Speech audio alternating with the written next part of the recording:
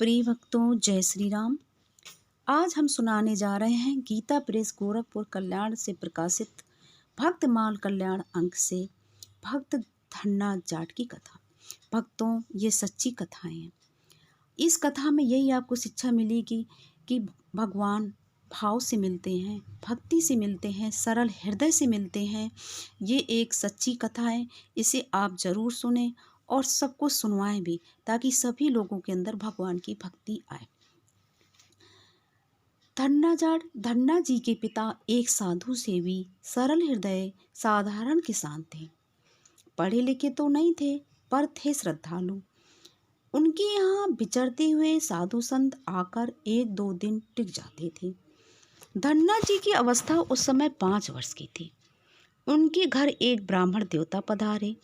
उन्होंने अपने हाथों कुएं से जल निकालकर स्नान किया और तब झोली में से शालिग्राम जी को निकालकर उनकी तुलसी, चंदन, धूप, दीप आदि से पूजा की। बालक धन्ना बड़े ध्यान से पूजा देख रहे थे।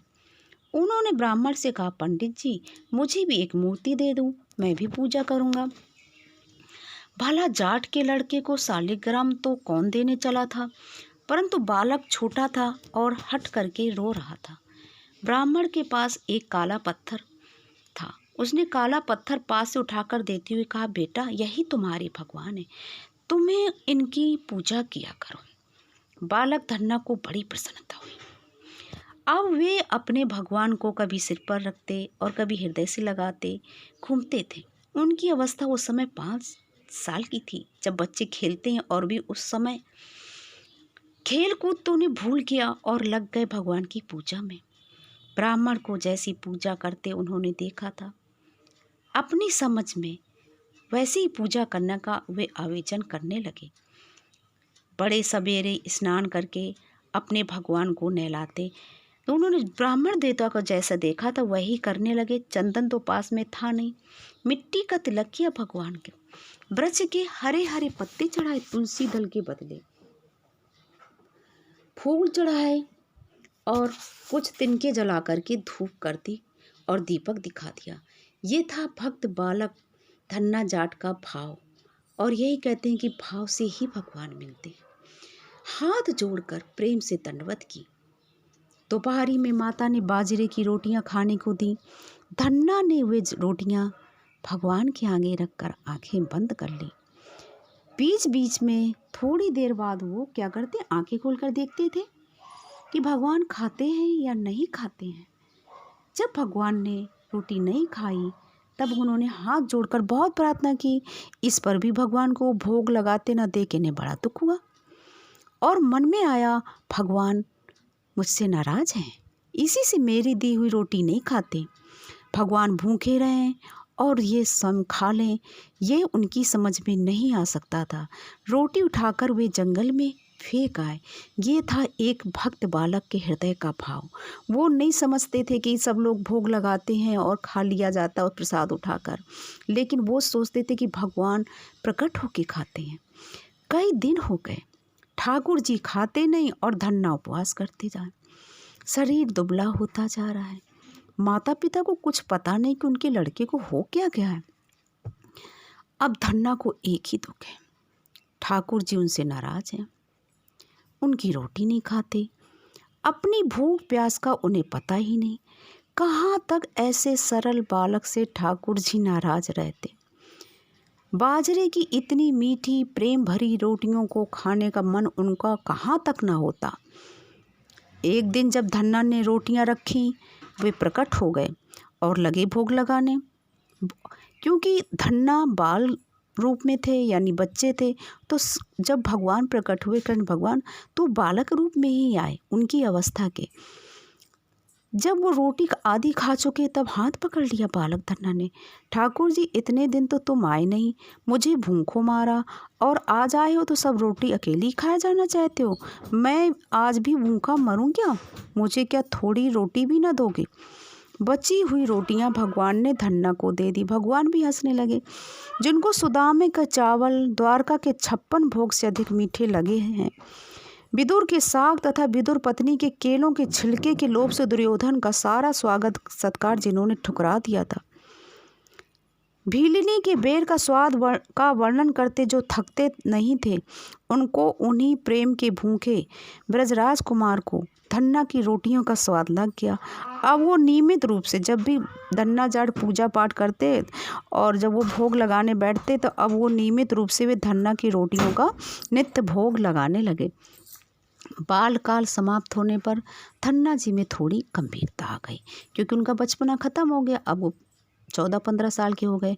भगवान ने भी अब इनके साथ बाल कीड़ा करना बंद कर दिया। कहने का मतलब भगवान ने भी अपना रूप 14-15 साल के बच्चे का ले लिया। परंपरा की रक्षा के लिए भगवान ने इन्हें दीक्षा लेने का आदेश दिया।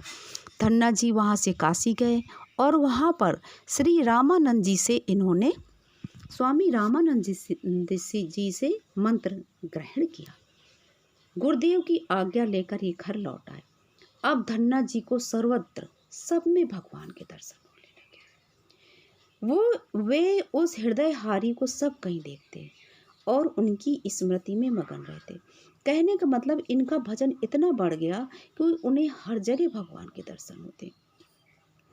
एक दिन इनके पिता ने उन्हें खेत में गेहूं बोने भेजा। मार्ग में कुछ संत मिल गए। संतों ने भिक्षा मांगी। धन्ना तो सर्वत्र अपने भगवान को ही देखते थे।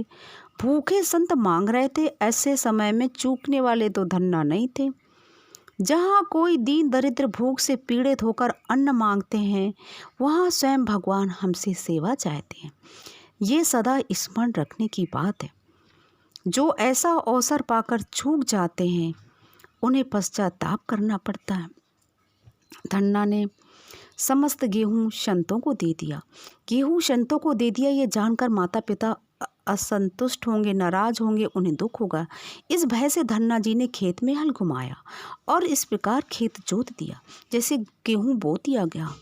घर आकर उन्होंने कुछ नहीं कहा, परंतु धन्ना ने भूमि के खेत में गेहूं बोया हो या न बोया हो, उस खेत में बो दिया जहाँ बोए बीज का भंडार कभी घटता नहीं। भक्त की प्रतिष्ठा रखने और उसका महत्व बढ़ाने के लिए भगवान ने लीला दिखाई। कामदुधा पृथ्वी देवी ने धन्ना के खेत को गेहूं के पौधों से भर दिया। चारों ओर लोग प्रशंसा करने लगे कि इस वर्ष का खेत तो धन्ना का ऐसा उठा है कि किसी का हुआ ही नहीं। पहले तो धन्ना जी को लगा उसके सूखे खेत के कारण लोग व्यंग कर रहे हैं, पर अनेक लोगों से एक ही बात सुनकर वे स्वयं खेत देखने गए। जाकर जब हरा भरा लहलाता खेत उन्होंने देखा, तब उनके आसर का पार नहीं रहा। वे अपने प्रभु की अपार कृपा समझकर वे आनंद में मग्न होकर भगवान का नाम लेकर कीर्तन करने लगे। अब थोड़े दिन बाद वही ब्राह्मण देवता आए जो भक्त धन्ना जाट को काला पत्थर दे गए थे, और आकर देखा उन्होंने धन्ना जाट बड़े हो गए। तो उन्होंने कहा, बेटा पूजा पाठ तो नहीं छोड़ दी, करते हो ना? तो बोले, हाँ करते हैं, लेकिन शुरू में आपके भगवान जी ने हमको बहुत परेशान किया। हम भोजन देते थे, खाते नहीं थे, और फिर बाद में आए तो पूरा खाने लगे। तो ब्राह्मण देवता को विश्वास नहीं, उनका ऐसा हो ही नहीं सकता, भगवान तुम्हारे साथ खाना खाते हैं। बोले, हाँ भगवान तो क्या? तो ब्राह्मण देवता बोले, क्या तुम्हें भगवान ने दर्शन दिए? अरे तो धन्ना जाट जी बोले, दर्शन क्या दिए? तो वो मेरे साथ 24 घंटे रहते, मेरा काम करते हैं। मैं घर में बैठा रहता हूँ और मेरा वो सारा काम करते हैं। बोले, क्या काम करवाते हो तुम भगवान जी से? बोले, खेत बोते हैं, पानी निकालते हैं, गायों का चारा लगाते हैं, और जब मैं खेलता हूँ तो मेरे साथ खेलते भी हैं। तो ब्राह्मण देवता बोले, अच्छा बताओ कहाँ है तुम्हारे भगवान जी? बोले, देखिए समय शायद कुएं में पानी निकालने गए हैं।